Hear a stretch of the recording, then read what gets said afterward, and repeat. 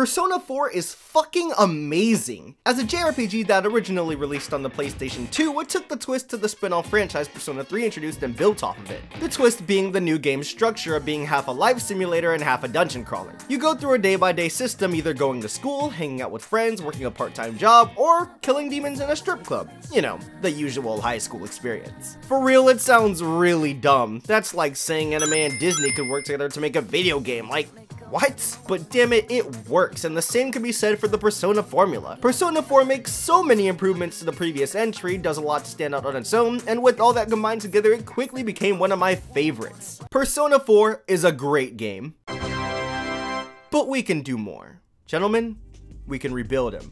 We have the technology. Better. Prettier. Faster. Atlus must have thought this because they remade the game and we were blessed with Persona 4 Golden. So much was added to make this the best way to play the game, and it was when I played this that I said, alright, yeah, this is really awesome. I had gone on record and said that this game skyrocketed on my favorite games list, but imagine my surprise when Persona 5 got released. Thought it was gonna be good, but damn, didn't think it'd be Persona 4 Golden levels of good. This put me in a dilemma. One day I asked the stupid question of, which game do I prefer? The problem is, I don't know. I really don't know. I said that I preferred Persona 5 in the review, but that was because my opinion on the game was so fresh I was in the moment, if you will. Come the time I make my top 10 games I played in 2017, I clearly have no idea which one I prefer, and it didn't really matter to me. But I want answers now. Both of these games are mint. I love them. If I want to effectively make my top 15 favorite games of all time video though, I need to make up my mind. So join me, friends, as I find out just that. Not which is objectively better. If you're looking for the objective best title, I'm sorry to say that isn't what this video is about. This is really for me, as I want to narrow down which one I prefer in video format for your enjoyment. Alright, all that being said, why don't we go ahead and get started? This is Persona 4 Golden versus Persona 5. So how am I gonna do this? Well, I had a variety of different ideas, like an in-depth analysis on both games side by side, looking at every little detail I love about the games, but simply put, that'd take way too much time. And besides, I don't think it's simple as that, for me anyway. Remember, I'm trying to find out why I love these games personally, so I had to ask myself, why do I love Persona? I tried to narrow it down and I reached 5 major categories: the story and characters, visual style, music, gameplay hybrid, and my overall personal experience. Now all I have to do is see which game excels more at each category, and depending on the weight of said category, that can help me finally get down to the nitty-gritty. Let's start with the story and characters. I'll give the story summary for each title just to make sure we're all on the same page, doing Persona 4 Golden first. Both games pretty much start the same. You're a silent, self-insert protagonist who's going to an unfamiliar location for a year. In this game's case, the protagonist's parents are too busy with their job or something, so he has to live with his uncle for a year. By the way, you can name either protagonist whatever you want, but I'll refer to them in this video by their canon name. This one's ZaffreRevolution. Okay, guess my name's just too great for this game to handle, huh? Mine. ZaffreRevo it is. This is fine. Nah, seriously, his canon name is Yu Narukami. Yeah, real funny, guys. Because that's so fucking confusing. So let's try that again. Yu has to stay with his uncle and cousin for a year in the small town Inaba, a definite contrast from the city he used to live in, at least by which the game tells us. We never really see it, but it's not important anyway. Either way, he has to make the most of it as he starts to go to a new school, meet some of the townspeople, and find dead bodies hanging from TV poles. Wait, what the fuck? Yeah, things take a turn for the worst when a body is discovered by the police one day after school. Welcome to Inaba, bitch. I mean, jeez. People try to continue life as normal while the police handle that investigation, and the students start spreading rumors about a midnight channel. Basically, you look at your TV when it's off at midnight during the rain and you'll see your soulmate. Yu is the protagonist, so you know he's gotta try it out. It turns out to be somewhat real as he sees the silhouette of someone in the TV, but when he reaches out towards it, he starts to fall partway in. The next day, he tries it again with his friends, and they all find out he can go in, and they go in with him. A lot more plot happens after that, but what it all boils down to is that there's now a murderer on the loose, and they're connected with the world inside the TV. Someone's been throwing people inside the TV, and after it rains for a couple of days, it gets foggy in the real world and clear in the TV world. There, the demons in the TV world, called shadows, will hunt down any human in there and kill them, leaving their dead bodies hanging from the TV poles outside. That being said, that's no good, and it's up to Yu and his friends that eventually find out about the TV world to save anyone trapped inside the TV, and of course discover the murderer behind these sick killings. The plot is a lot of things, but mostly it's a mix between characters coming to terms with their inner demons and their true natures alongside a surprisingly well-written murder mystery. Being set in a small town, there are many characters introduced, rumors spreading, so on and so forth. This all helps me get more immersed in the town I'm thrown in, along with it strengthening the giant mystery it's trying to tell. Regardless of the setting though, just looking at the murder mystery itself shows that it's really great all things considered. There are a lot of red herrings, twists, turns, foreshadowing, and when it finally all comes together, my reaction was something along the lines of, oh my god. Oh my god. Oh my god! Not to mention that due to the game leaning on player choice, when it's all said and done, the game asks you, the player, who the killer is. It's just, oh, it's so good, man, I love it. And the character aspects of the story are just as strong, if not stronger. Characters are the most important part of a story in this guy's eyes, and these characters are fantastic. I love every story they have to tell, the struggles they go through, the interactions, personalities, quirks, flaws, and so much more. They feel real, and I enjoyed learning more about every single one of these dudes. The weakest character in this game is like a 9 out of 10 for me, and that's crazy. Pretty sure what helped this was the major focus on the innermost thoughts of the characters and how one of the main themes was focusing on every person's inner demons and major flaws. A part of facing the truth, as this game constantly reminds you of, is facing your true self, so you see many sides of the cast games normally don't explore. This combined with the before mentioned pros of this cast make for some of the best written characters I've seen in all my gaming career. You've got the boys Yosuke, Kanji, and Teddy, who are the bros you never knew you needed, and of course the lovely line of ladies and soldiers in the waifu wars. Chie, Yukiko, Naoto, and...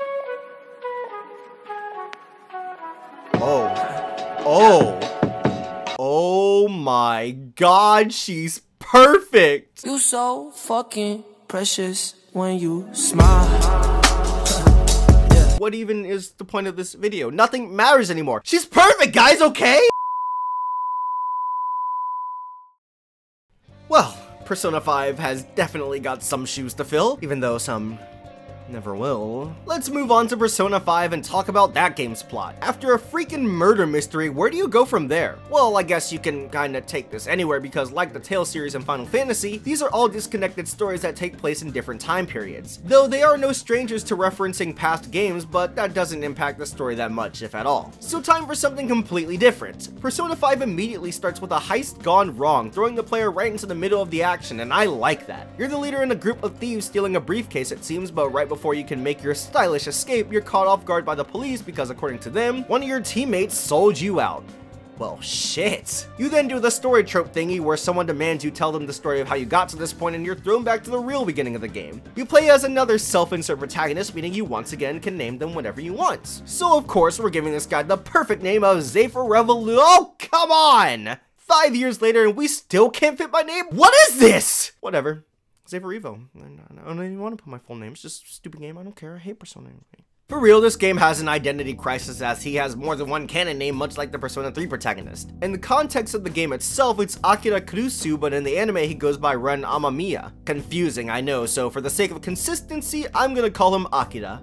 Anyway, you've been falsely accused of assault and now have to live under the authority of an adult named Sojiro Sakura. You're in a new city and are going to a new school and everyone hates you because they all just see you as a criminal. Ever having a bad day? Just remember, hey, at least my life doesn't suck as much as Akira's. He also keeps getting this weird app on his phone that keeps reinstalling after he deletes it.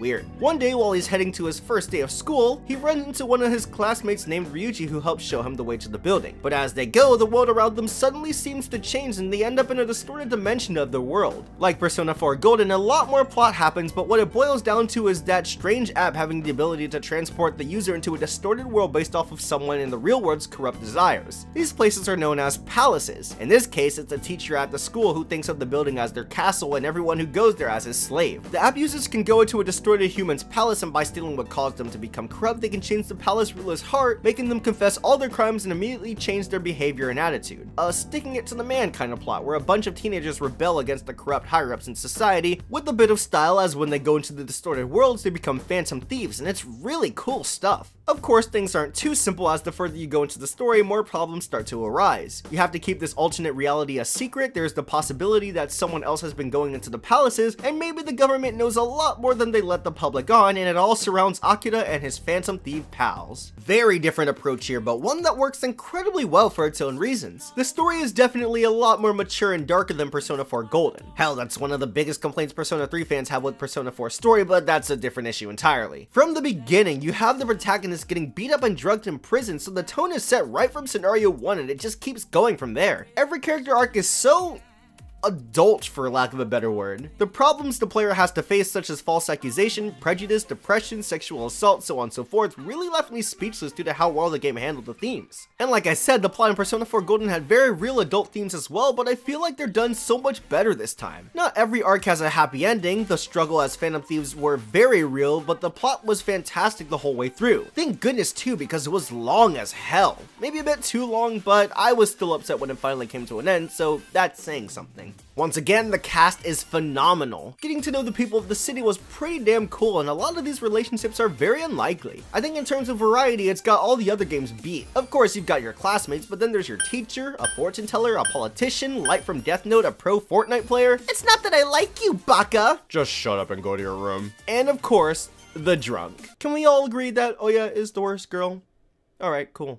For realsies, I really loved the characters in this game as well, being that there were so many different background stories to go through. It helps that not all of these are friends per se, but rather people who can help you out and vice versa. I believe that's why the game calls them confidants, as many of these relationships begin with you striking a deal with the other person rather than hang out with me, friend. Makes for a lot of interesting stuff, and again, being that this is a different take on a similar concept to Persona 4 Golden, it makes this one shine alongside Golden. The bros were cool as usual, and of course you've got some great girls. Had a surprisingly hard time deciding which one to romance this time around, and An came really close. But boy am I glad I waited, because as soon as she came on screen, your boy knew he had to get with Makoto. But oh damn you, Max Charm stat wall. You really ate up my free time. Ugh. Both stories were great. They each had their incredible highs and rare lows, and I came out of each extremely happy to have played them all the way through. But which one made me happier? Well, there are many different aspects to the story, so in turn, each game succeeds in different areas. In terms of the general plot, I have to be honest, I preferred Persona 4 Golden. The murder mystery was so well done and engaging the whole way through, and personally, a good murder mystery is a great way to keep me engaged in a story from beginning to end. Quality-wise, they're both on the same level, but Golden edged out 5 due to personal preference. In terms of the story themes though, I preferred the ones in 5. The maturity of the messages the game gave was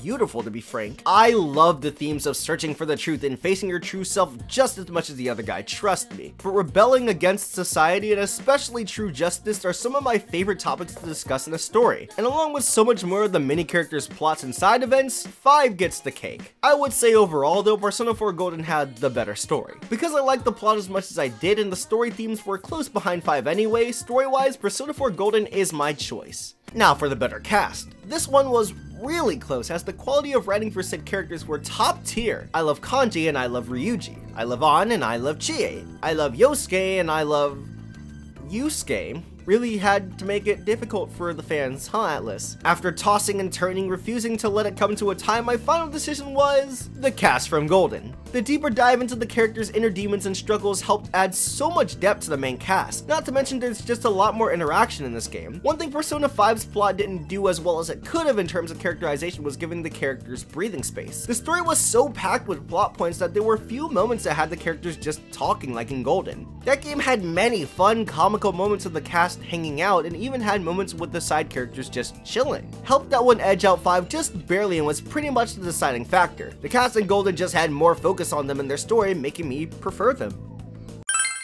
Next up is the visual style, and don't worry, this won't take nearly as long as the story section did. Probably. Technically, Persona 5 blows Persona 4 Golden out of the water, and a majority of that is due to the more powerful hardware. The cel-shaded, expressive characters, the more vibrant colors of the dungeons and city, to the fluid animations. It's all good shit. Not to say that Persona 4 Golden is bad by any means, it's just that Persona 5 looks so damn beautiful. But on top of that, I preferred 5 personally because its art style and designs are better to me. The main cast in both games are just on par with each other, but Golden's side characters look so bland and generic that they drag the game down. 5 though? fuck.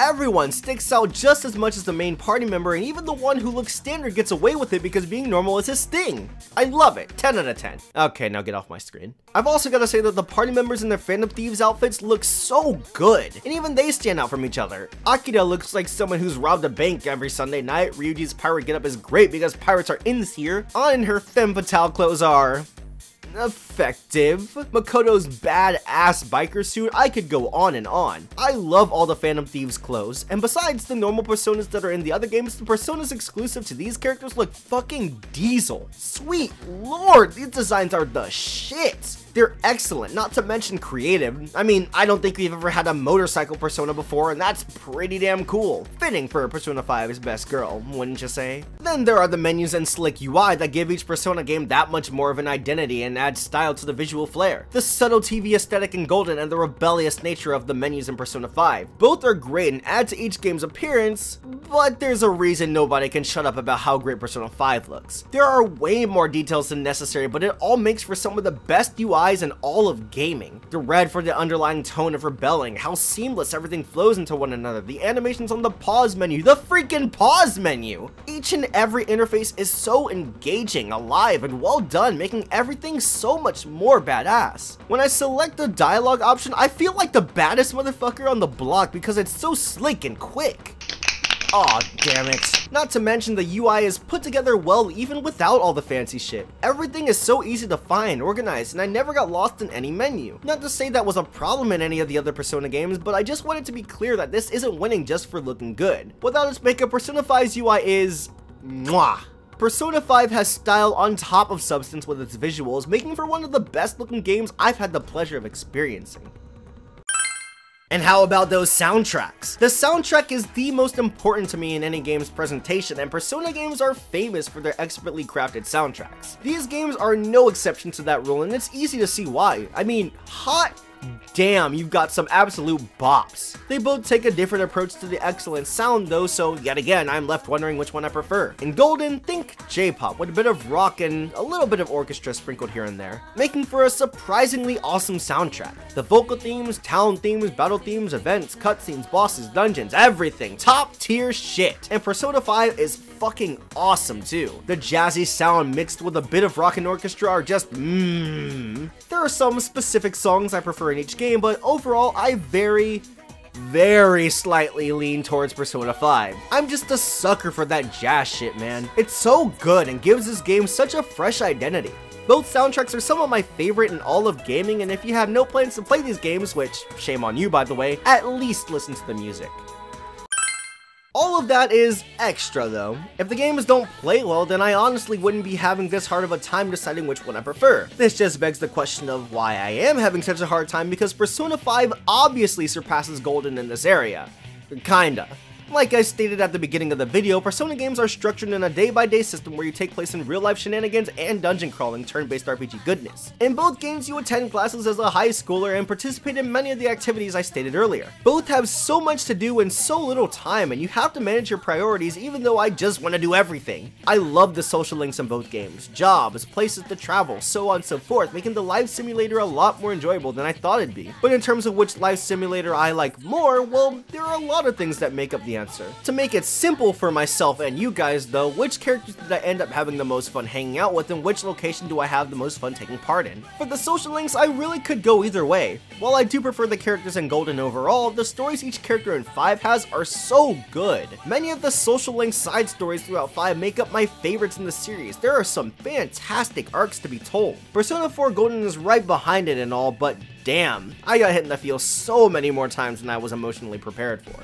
However, for the location, I much preferred spending my time and getting completely immersed in Inaba rather than Tokyo. Tokyo in Persona 5 is much bigger, brighter, and has more to do in it than the small sleepy town of Inaba, so why the hell would I not prefer it? Well, to give a good analogy, it's like Disneyland versus Disney World. One is obviously much bigger and much better than the other, but you can't escape that homey feel from the smaller one. I haven't actually been to Disneyland. I got that analogy from someone else, but it applies, so I'm taking it and trademarking it. It's mine now. I'm the kind of guy that's always preferred living in a small town. Seeing familiar faces even if you don't know them by name, the cozy feel it gives you. This game really hit me in that area. As I got more familiar with the town, it never got old. Even the 2 new areas Golden provides are small and add a breath of fresh air and gave new bits of scenery rather than taking away from the small town feel. Tokyo is great, and it's always been a dream of mine to travel there if I'm being honest, but there's no place like home, and I fell in love with Inaba. That's where things get complicated in this section though. I prefer the live sim aspects in Persona 4 Golden to Persona 5, but the dungeon crawling RPG gameplay in Persona 5 was way better and more enjoyable than in Persona 4. Let me explain. Go into a dungeon whenever something goes wrong in the real world under the amount of days given with the power of your Persona! So let's talk about the dungeons. In Persona 4 Golden, they're all a bunch of randomly generated floors. Not that this is bad or anything, in fact I actually quite like going floor by floor in a dungeon just fighting enemies, but more was definitely needed. There would be times when floors were predetermined and you'd have to fight a boss or get an item to move on, but things never got more involved than that. Persona 5, however, says fuck that. Every dungeon is predetermined. They have set pieces, puzzles, and true exploration that the fans have been yearning for. They're such a blast to travel through, even if some of the later ones go on for way longer than they should have. Then the battle system, dude, the battle system! Both games' combat are more or less the same. You can attack, use magic, stronger physical attacks for health points, items, and your character can switch up personas to be prepared for any situation. Here's why Persona 5's kicks more ass though. For one, it's faster. Every action is linked to a button, so it feels as far apart from a turn-based RPG as a turn-based RPG can get. 2. Everything looks badass. You press triangle to whip out your persona and Akira's like wham! You press X to attack and your character does an animation that would look like the critical hit in Golden. Only makes you wonder what the critical hit looks like in this game. Oh shit, that was awesome! And 3, it's more challenging than Golden. There were times when said challenge got a bit unfair, but for the most part I had to think on my feet and get good for all the right reasons. Was Golden's combat bad? Far from it. It had most of the same fundamentals that really helped make every fight a pleasure, but Persona 5 does things up to a T, and I loved battling in this game, even more than in Golden.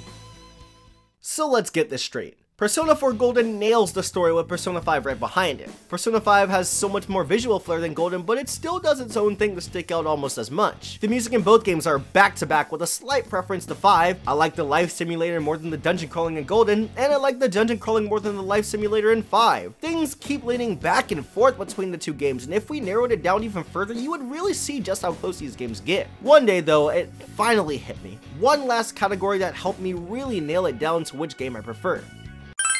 When I think about it, both games gave me such a great experience all the way through, and I feel like that's the most important aspect of Persona games and why we love them so much. Or hate them, I don't know how you all are. The stories they tell, characters they introduce, the visuals, music, life you make for yourself in their locations over the 1-year period, and challenges you overcome in the Metaverse or Midnight Channel. It really comes down to which one resonated with me more, and when I thought about it, my answer was clear as day. The game that gave me a cast that felt like family, a story that gripped me from beginning to end, was a blast to look at, listen to, and play was Persona 4 Golden. After changing my mind over and over again, my favorite out of the two in the franchise as a whole is this golden masterpiece of a game. I was hyped for Persona 5. Hell, it was my most anticipated game of the year and favorite game of the year at that. But nothing will ever top the feeling I got when I finally played it on the PS3 from beginning to end. I played the original, fell in love with it, and then got my hands on an even bigger, better version of the game. The experience I had, falling in love with the game over and over again.